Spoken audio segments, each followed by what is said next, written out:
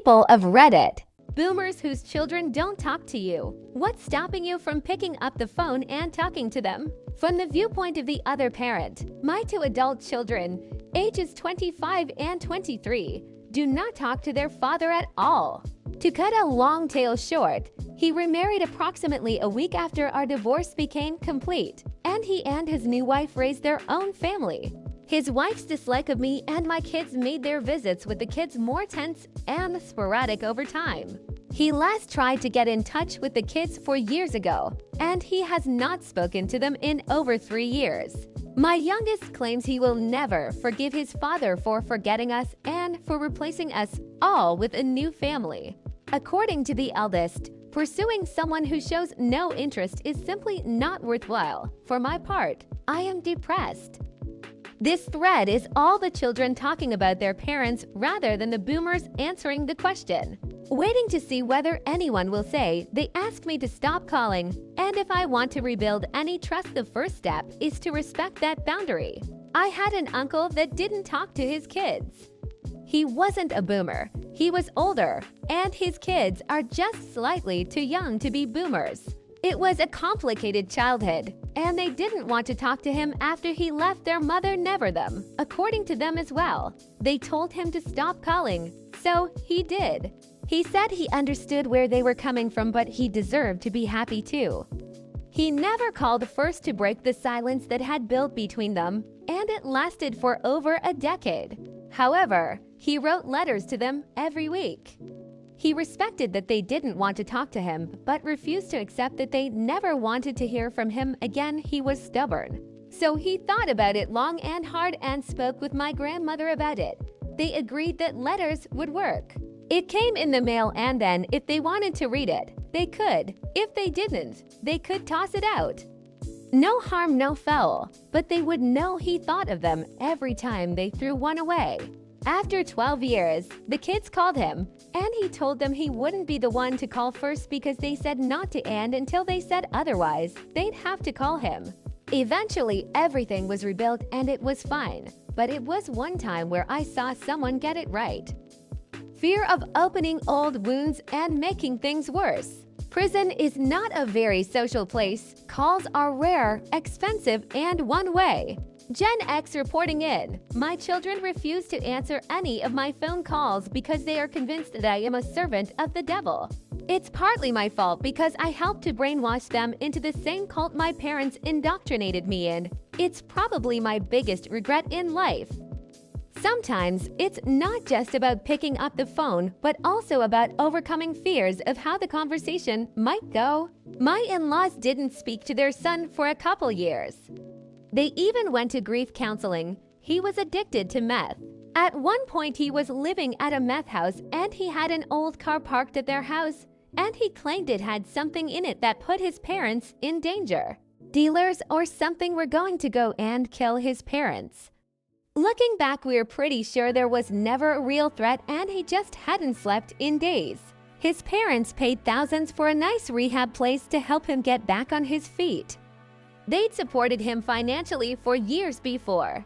Well, he walked out of the place and started walking down the highway. Wound up homeless in Florida, bouncing around different drug houses.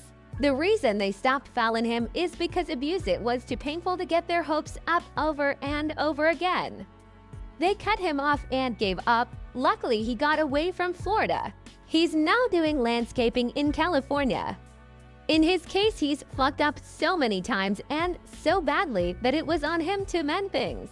He's since been in touch with his parents, and they're rebuilding the relationship. All of my kids are adults and very busy with their own lives and families. None of them are really talk on the phone types, and they know when I call it is important. I have health issues that limit my ability to go out and visit, and I also work third shift 6 p.m. 3:30 a.m. and my hours don't really match up to being too active with them. I live in a loft and do not have much room to have them. I do try to text my daughters a couple times a week and play online games with my boys and chat with them on Discord. I've also learned to ask how they are all doing seriously and not just updating them on news and health. I truly love my kids, but things are much different in my life. Being 60 and single, I imagine differently and own up to the fact a lot is on me. My dad exclusively calls and texts when he knows I'm at work. He doesn't actually want to talk. He wants to be the victim when I don't pick up. How does he know I'm at work?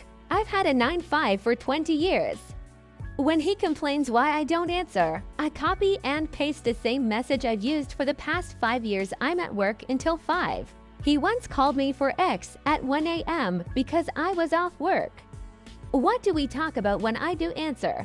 Well, I don't talk, he does. And it's always about the money he would give me if I would visit. He's getting older, not much time to visit. All this for an hour, never asking about me or my life.